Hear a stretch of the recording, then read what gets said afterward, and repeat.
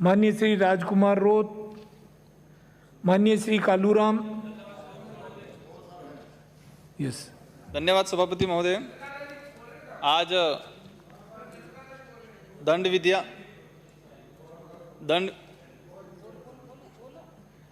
विधिया विधेयक 2021 भारतीय दंड संहिता 1860 में संशोधन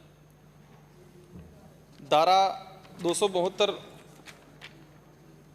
और ये 273, 274 इस प्रकार 5 धाराओं में जो संशोधन के लिए आज जो बिल लाया गया है, पहले तो मैं मंत्री महोदय को धन्यवाद देना चाहूँगा कि मिलावटखोरों के खिलाफ हमारे लोगों को सही खाद्य पदार्थ उपलब्ध कराने के लिए और हमारे राज्य में किस तरह मिलावट जो हो रही है उसको कैसे रोका जाए, इसके लिए जो कठोर कानून लाने का जो प्रावधान किया है, इसके लिए मैं आपके माध्यम से धन्यवाद देना चाहूँगा। इससे पहले भी कानून बने थे, इसमें थोड़ा संशोधन किया जा रहा है, इसको और मजबूत किया जा रहा है। लेकिन जो पहले कानून बना था उस कानून के तहत कितनी कार्रवाइयाँ हुई, वो कानून निचले लेवल तक कितना पालन हुआ, ये भी एक जानने का विषय है। आज हम सब लोग सुबह उठने से लगा के रात तक नाश्ता है, भोजन है, कोई लिक्विड है, हर चीज़ मार्केट से लेते हैं और हम सब लोग इस मिलावटखोरी जो हो रही है उससे कहीं न कहीं हम सब पीड़ित हैं। आज हमारा इलाका जो है डूंगरपुर, बांसवाड़ा, उदयपुर संभाग जो है, हमारे नज़दीक में गुजरात पड़ता है और गुजरात में अहमदाबाद बड़ा शहर है, उधर महाराष्ट्र पड़ता है और उसमें बम्बई बड़ा शहर है, और इधर एमपी पड़ता है उसमें इंदौर बड़ा शहर है। हमारे इलाके में जो कानून बने हैं, मतलब आम जो लोग हैं, गरीब लोग हैं, उनको ये भी नहीं पता है कि हम दुकान से जो सामान खरीदते हैं अगर वो मिलावटी सामान है या वो एक्सपायर हो गया इसके बाद बिक रहा है तो उसके खिलाफ कार्रवाई के लिए कानून बना है, ये भी आज तक उन लोगों को नहीं पता है। मैंने 3 बड़े शहरों का जो बताया, इन बड़े शहरों में जो एक्सपायर्ड सामान है उस सामान को उस ट्राइबल इलाके में लाके बेचा जाता है, क्योंकि ट्राइबल व्यक्ति वो देखता नहीं है कि इस पे एक्सपायरी डेट है कि नहीं है, क्या होती है ये भी नहीं पता है। आज जयपुर का व्यक्ति दुकान में सामान लेने जाएगा तो सबसे पहले देखेगा एक्सपायरी डेट क्या है, इसकी रेट क्या है।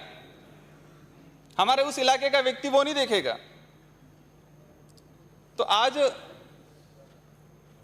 डूंगरपुर जिले में मैंने बीच में विधानसभा में क्वेश्चन लगाया था कि कितने सैंपल कलेक्ट हुए, कितनी कार्रवाइयाँ हुई। बिल्कुल ना के बराबर अब तक कार्रवाइयाँ हुई है। सैंपल कलेक्ट कर लिए गए हैं, 1.5-2 साल हो गए, लेकिन इसकी रिपोर्ट नहीं आई है। कुछ समय पहले ही घी का मिलावटी जो पाया गया था, शायद शिकायत दर्ज हुई, शिकायत दर्ज होने के बाद कार्रवाई हुई और कार्रवाई होने के बाद इसका सैंपल कलेक्ट हुआ। कुछ समय बाद दुकान वापस चल रही है, वो कहते हैं कि सैंपल भेजा है, उसका रिजल्ट नहीं आया है, वो आएगा तो दुकान बंद करेंगे। हम लोग कहते हैं अभी त्योहार आए, त्योहारों पे जो हमारे इलाके में जितने कोरोना में लोग बीमार नहीं हुए थे, इससे ज़्यादा लोग ये रक्षाबंधन आया और आने वाले समय में होली दिवाली आई उस समय बीमार होते हैं।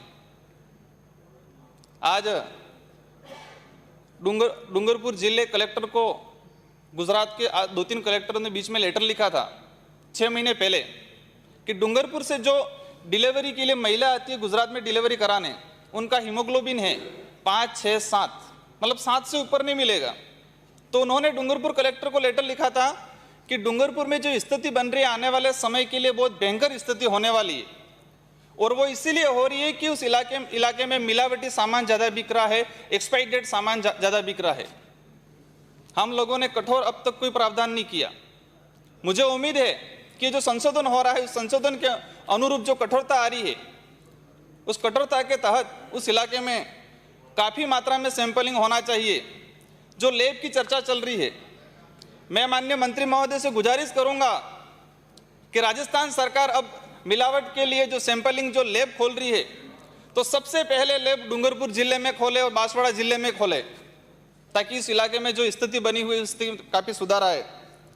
अभी इस कानून में जो मिलावटी जो सामान बेच रहे हैं उन दुकानदारों के खिलाफ हमने प्रावधान किया और कठोर प्रावधान किया, लेकिन अधिकारी वर्ग है, वो जिम्मेदार है, उसका कर्तव्य क्या है, और वो कर्तव्य निर्वहन नहीं करता है तो उसके खिलाफ क्या कार्रवाई होगी, ये भी प्रावधान होना चाहिए। तो ही अधिकारियों में खौफ बनेगा, और खौफ बनेगा तो ही वो लोग कार्रवाई करेंगे।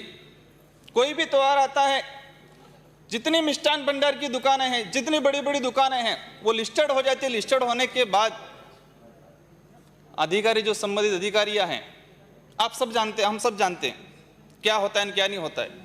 सैंपल कलेक्ट कर लेते हैं, अधिकारी कहते हैं हमारे पास टाइम नहीं है, दुकानदार खुद सैंपल लेके आता है, दे जाता है, और फॉर्मेलिटी हो जाती है, हमारे पास आंकड़ा आ जाता है कितनी सैंपलिंग हुई, इस तरह से पाया गया। ये है आज विपक्ष बैठा है, इधर पक्ष बैठा है, ये पक्ष विपक्ष की बातें नहीं है, लेकिन ये हमें सबको मिलके इसमें सुधार लाना चाहिए। माननीय सभापति महोदय, 2 मिनट और लूंगा मैं। जो दवाइयों का भी इसमें प्रावधान कर रखा है, कोई भी दवाई कंपनी का जो एजेंट है संबंधित एरिया में, संबंधित जिले में जाता है, तो डिस्ट्रिक्ट लेवल के अधिकारी की परमिशन के बगैर वो नहीं जाता है।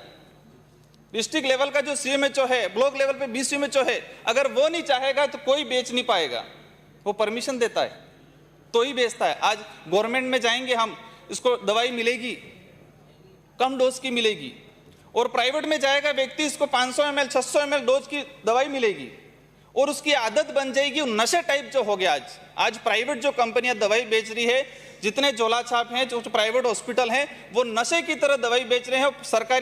सरकारी जो हमारा हॉस्पिटल है, उस हॉस्पिटल की दवाई उस मरीज पे भविष्य में कभी भी असर नहीं करेगी, क्योंकि इसने हाई डोज से प्राइवेट से दवाई कर रखी है। आज जो स्थिति बनी हुई है, मैंने बीच में क्वेश्चन लगवाया था, बंगाली और झोला छाप पे कार्रवाई हुई थी। वो नकली दवाइयां बेच रहे थे, गलत तरीके से दवाई बेच के लोगों का इलाज कर रहे थे। कार्रवाई हुई, कार्रवाई होने के बाद आज क्या हुआ, उन्होंने स्थान थोड़ा चेंज कर दिया, नाम चेंज कर दिया, वापस दुकान चल रही है। माननीय सभापति महोदय, मैं ये चाहूंगा कि हमारे समाज में, हमारे देश में, हमारे राज्य में सबसे बड़ी कमजोरी है, और इसके हम सब जिम्मेदार हैं। कोई भी दवाई कंपनी वाला जाता है तो संबंधित कोई भी जनप्रतिनिधि होता है, कोई मंत्री होता है, कोई अधिकारी होता है, उसका टैग लगा के जाता है और कहता है कि मैं तो उसकी रेफरेंस से आया हूं, उस एमएलए की रेफरेंस से आया हूं, उस जनप्रतिनिधि की रेफरेंस से आया हूं, उस अधिकारी की रेफरेंस से आया हूं। तो नीचे लेवल के जो अधिकारी है, उनकी हिम्मत नहीं होती है कि उसके खिलाफ या उसकी दवाई एरिया में नहीं बेचने दें। और कोई भी झोला छाप या कोई भी है, उन्होंने अगर उस कंपनी वाले से जो भ्रष्ट तरीके से, गलत तरीके से दवाई वितरण कर रहे वो नहीं लेगा, तो उस पर अधिकारी उच्च लेवल का अलग तरीके से कार्रवाई कर लेगा।